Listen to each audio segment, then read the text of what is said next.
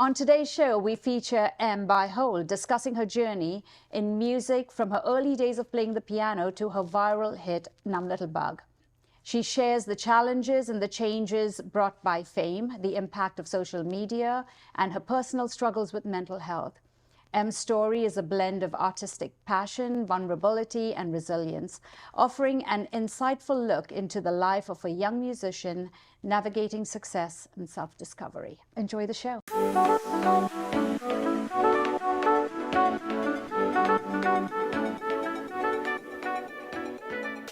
Well, hello everybody, and welcome back to Studio Place and the Power of Words. Thanks to Studio Place for amplifying the voice of role models that are willing to be here in the chair with me and share their vulnerabilities.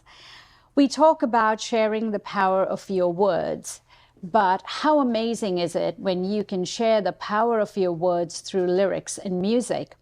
And I have with me none other than Em Beihold. Thank you, Em, for being here today. Thanks for having me. It's a pleasure. And we're so excited to share a little bit about Em and her music. And she's going to tell us about her first tour. It is your first tour, right? Yes, coming up very Amazing. soon. So I'm so excited to be here with you. Yes, you too.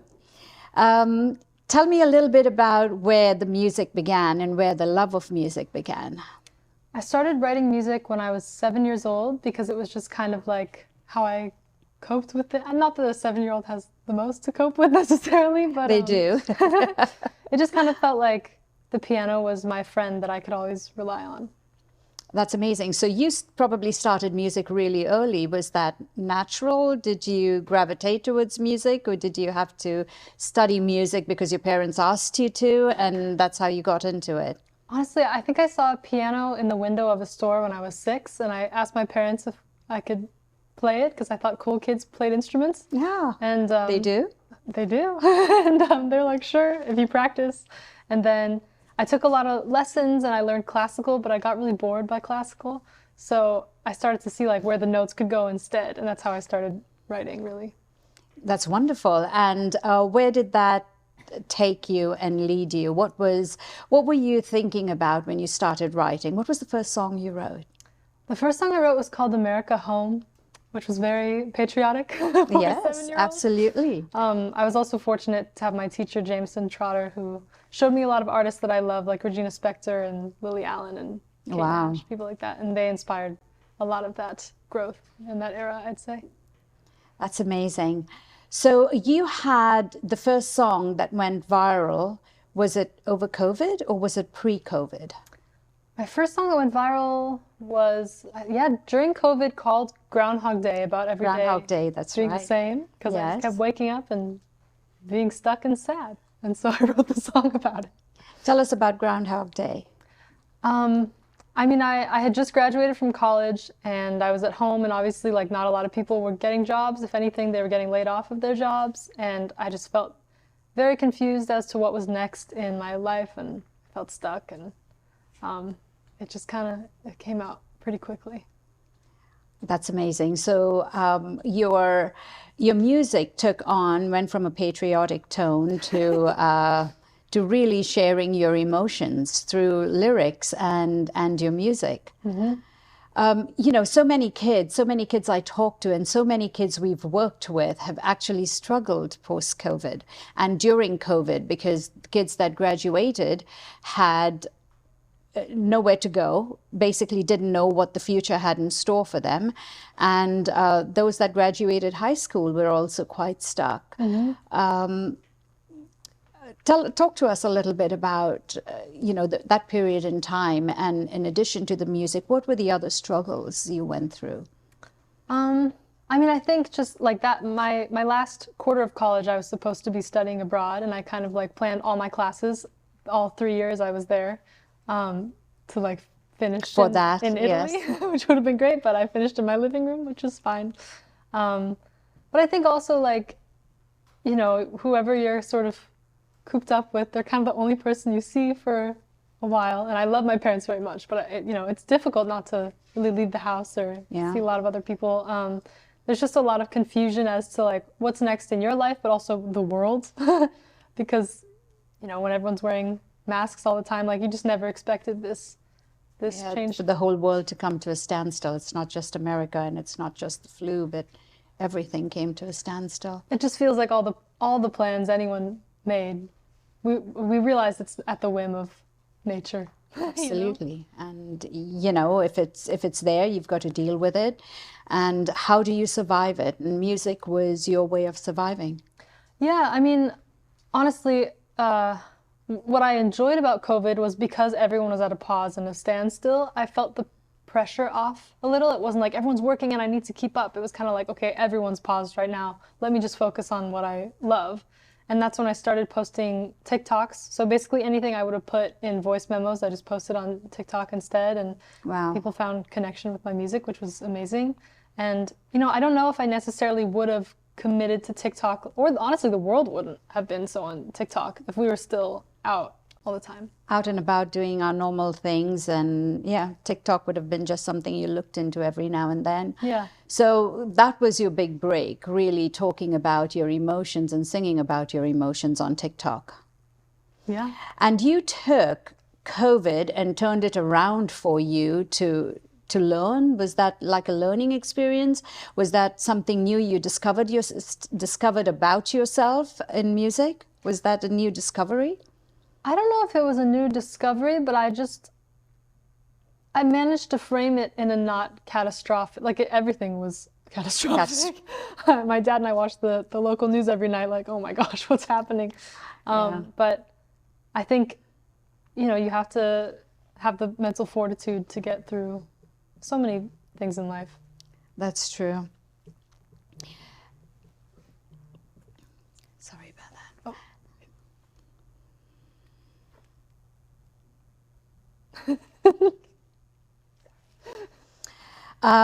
Okay, so when I heard about Numb Little Bug, somebody approached me and said, Deb, I'd already launched The Power of Words then. Mm-hmm. And we're always connecting with ambassadors, talking about their emotions and really sharing it, because through sharing your vulnerabilities is how you help your audience realize that they're not alone. And there might be so many people that disagree with you, but then at the same time, there are millions that do end up agreeing with you and thanking you, I'm sure, for your words that you put out there. I was told about Numb Little Bug, but I hadn't made the connection until coincidentally someone mentioned to me that you guys were connected, and I said I really wanted to meet you. But I'd love to hear about where that came from and the lyrics of that song and what were you trying to say? Yeah. And why? Basically, when Groundhog Day went viral, like all of the labels were in my inbox all of a sudden, and like a lot of doors opened up and I was having more sessions and writing with people, but I didn't say no to anything. So I was kind of just doing everything. I felt spread very thin. I kind of didn't know who to trust all of a sudden, and there was some other transitions going on in my life, and it was just sort of more confusing than anything. And at the same time, amidst all the chaos, I was also on antidepressants, which kind of messed with my emotions in a way where I just felt pretty numb. And like, I didn't have low lows, but I didn't have high highs either. And for some people, they totally work. But for me, that was just my experience. And I was talking to my mom about how I was feeling, and she was like, you should be more grateful. Like, what you've always wanted is happening. And I was like, it's not that I'm not grateful. It's just that like my emotions aren't really lining up with what I feel like they should be. And then Numb Little Bug, I started writing the chorus when I was just driving because the words just came to me very clearly. Easily. And then I got home and just kind of, the first half came quickly. I took it into a session the next day and it was just written like that. And I feel like it's a very true testament to what I was feeling. And honestly, sometimes still feel. That's amazing. So you were what, 19, 18 or 19? It was 20, 21? 22. So you at that point you were on antidepressants. When did you start the antidepressants? So at some point, honestly, I don't know. I was on them for like half a year, maybe. And I tried some different ones, and it didn't really give you what they should be giving you, as the therapist or as medicine says. Yeah. And that was your thing. Tell me about a few instances where you felt like you should have been happy and upbeat, but didn't feel that way. And is that normal when you're on medication? There was one instance where I had been begging, my family's cat of like 12 years had passed away, and I still live with my parents. I'm 25. I gotta get out of there. I know, but I was begging my dad if we could have another cat, and he was very anti that for a while. And then he finally agreed, and we got a cat, and she was the cutest thing you've ever seen. But I just didn't feel like excited about it, and normally in my regular state, that would be like the most exciting thing to me. Yes, absolutely. Animals. Animals. So I think I kind of clocked in that moment, like, oh, something's off, because I just don't feel anything, and it's scaring me a little. What did you do? What was your reaction? Or what were your next steps? I mean, I don't remember the timeline of when I went off of them. I just know that I called my psychiatrist and just told her, like, look, I'm not really, like, so many things in my career are happening too, and I just don't feel anything. And that seems wrong. I think, celebrities, well, I won't say overrated because it is everything, but when you get to that point and you're not prepared for it, because I think it probably came so quickly. Let's talk about that transition from, being in COVID, then just writing the song that became a big hit that went on TikTok, and you started to get offers to be, from record labels or whatever. Talk to us about that and how, when all of this happens, all of a sudden, what does that really do to you emotionally and, socially? And it has so many different ways that it can impact your life positively and negatively, right? Yeah, it's such a storm. And I remember it feeling really surreal. Like, I remember there was one time I was just taking a shower, and then I just sat down and I was like, I just signed to Republic Records. Like, that's so crazy, because that's wow. A few months ago that seemed, like it would never impossible. happen. But also, I don't think anything prepared me for how chaotic it was. I wasn't like eating or sleeping regularly. I wasn't able to talk to my friends much because I was so busy. I was traveling everywhere, and like my friendships were kind of on the rocks a little bit. I had some tough conversations where I was like, it's not you. I can't even keep up with myself right now. So unfortunately, I can't be the best friend. But also, just like as far as like opportunities, I got to play Wango Tango, for instance, which is put on by iHeartRadio, which is this huge festival, and like Camila Cabello went after me, and Shawn Mendes was there. It was insane. But like, I had never really performed before, and all of a sudden I'm at an 8,000 person stadium with a catwalk. And like, that's terrifying for someone who doesn't really feel like they built up to that yet, So, yeah. So it was very imposter syndrome-y, and I was grateful, but it was a lot. No, I'm sure. And I'm sure people around you and friends tend to think that because you've gotten where you want to be or seem like you're where you want to be, that you're kind of neglecting them and they don't understand. The transition actually consumes you. Yeah. Yeah, I mean, I had some really close friends that were pretty not stoked with me, but I was like, I haven't slept It's not personal. 3 days. Yeah. Where is that, what were the next steps for you after Numb Little Bug? What was your, what were you thinking? Where did you want to go? What did you really feel like you want to do after, struggling and understanding what celebrity is about? Well, I remember when the song dropped, it got 1 million streams the first day. Wow. And I was so excited, but I was so stressed out about maintaining it. Because I was like, I just already know that once this high falls, I'm going to be so low. And that song booked an entire year for me of tours and press and flying and, I don't know, radio shows and everything. But the pressure was so immense that I just felt like I couldn't even access like I was always used to writing relatable songs, and now what I was going through wasn't the most relatable thing, and I just really struggled to write. And then, in all honesty, 2023, the year following the release of that year, was a pretty heavy, depressive year. and I didn't have the creative output I wanted, and I just didn't feel connected to myself. And I've kind of come out the better side now in a lot of therapy and just time away. And I think also once your hobby becomes your job and it just becomes such a severe tunnel, and you like, it can get to be a little too much. And it definitely got to be like too serious all of a sudden.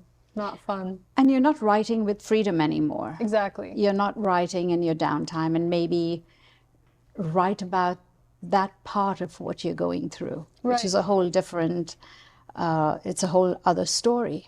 Well, the other thing is that I was fortunate to have these opportunities open up, but I was put in so many writing rooms with different producers and writers, probably like at least 100+ people. Wow. Who all have their specialties and their opinions on what I should be doing. And I think it kind of became like an identity crisis. And I also was like, I don't want to pigeon myself as like mental health girl and like I only sing about this thing. And I think it's once there's a spotlight on you, it can get very confusing. Yes, and also the demands that people have for you for your next big song, right? Your next big hit. And I think that's such a great lesson for everybody that looks at celebrity and striving to be like you and striving to be like all these famous people. It comes with a price, and the price is your emotional well-being in some way. Well, it's funny, I joke about this, but I feel like my label advance that I got ended up all just going to therapy, essentially, so it kind of evens out. That's a bad joke. Sorry, label, if you're watching. But I feel like I learned recently how to have my happiness not be reliant on the ups and downs of music, because I will always be like this if that's how I allow myself to be. But if I had to take a look at like my life and just sort of reevaluate everything, honestly, and be like, okay, music's a really important part of my life, but it's not my whole life, and I understand the pressures around it, but I need to be able to change my value system so I'm not at the whim of the ocean all the time. Yes, but we're all at the whim of the ocean all the time, because every one of us, we who are not celebrity, go through this like crazy. Mm-hmm. So I can just imagine the tidal waves that you deal with, because you're having to perform for somebody else. You're having to stay at that level all the time with execution and coming up with the next big hit. And, we always say there's the movement of emotions, right? So let's cruise the emotions with positivity. Mm-hmm. And recognize that you're going up and going down, and just make sure you cruise around the deep, dark hole and don't get stuck there. Yeah, and that's where the power of words, I feel like, really comes in. Yes, sharing that with you was so amazing. And, while you're on the tour, let's hope that you can keep and, stay positive through those movement of emotions, because I'm sure that's going to drag you in all different directions. What are you hoping for from this tour? I mean, it's going to be my first headline tour and the first time I'm in the room. Congratulations. Thank you. So happy for you and really proud of you. I'm sure your parents must be very proud and anxious. They're excited. But yeah, I've only ever opened, so I feel like I just want to have fun. Honestly, I get stressed about like putting on the perfect show, not missing a note, stuff like that. And then if I do, I get very judgmental of myself after. But I just want to like have fun with my fans. With your fans and the audience. But if they love you, they're there for you, and they'll sing along with you, and they all have their own emotional struggles. And if you miss a beat, no one's going to know that.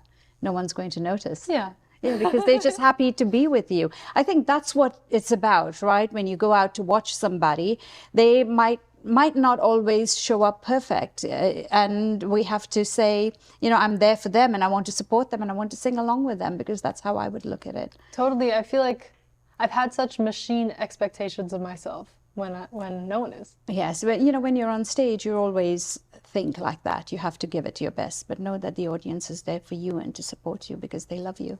I mean, I even remember I went to Regina Spektor's my favorite artist of all time. And I went to her show, and she was playing the piano, and her eyes were closed, and then she opened them, and she was like, oh, I never open my eyes when I play, so I have no idea what I'm playing. That made me love her more. Like, yeah, absolutely. She might have been freaking out after, yeah. I don't know, but I was like, oh, she's human and she's hilarious. Absolutely, and I was going to say, it shows you're human, mm-hmm. And we all err at some point in time. So are your parents going on the tour with you? No, but they are coming to the LA show. That's nice. When is the LA show? March 28th. Fantastic. So tell us all of the dates, because we want the audience to know where you're going to be performing and when. And hopefully we will get a few more fans from this podcast. Yes, please come. It starts February 20th and goes till March 30th and is all over the US and 3 stops in Canada. So it's international. Amazing. And we're going to put all of that on Instagram and share that. Where's your first stop? San Francisco, which is sold out, which is so exciting. Congratulations. Thank So you. guys, San Francisco is sold out. So if you're anywhere else, please go ahead and book your tickets ahead of time. What's the website they can find the tickets on? Embeihold.com/tour.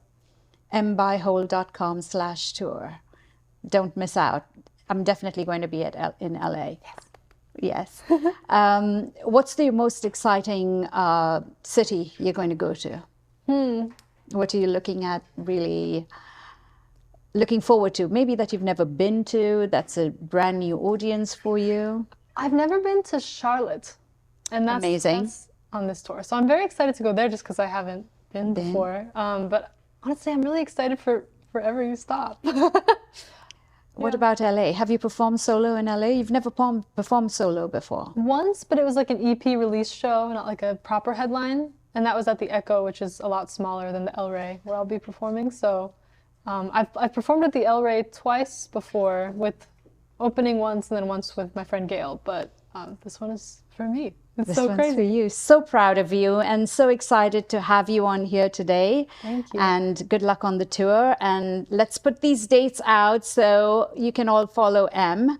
Are you going to be playing and singing or Amazing? Do you play anything other than the piano? Ukulele and a little guitar on this tour. Fantastic. Congratulations, darling. Thank really, you. really happy to have you here.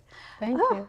Have you here, not there. I just say too many words too quickly. So thank you all for listening in, and I'll give you the last word. What are your words? join What are me. your words for today? Oh, my words for today. I'm wearing speak out and reach out and compassion. I love it. What's your word for today? I'm not wearing it, but I'm going to say magic and optimism. You are magical, and you're going to be magic on this tour, and I can't wait to watch you all the way. Thank you. No, thank you. Thank you, everybody. And thank you, Studio Place, Andy Warman.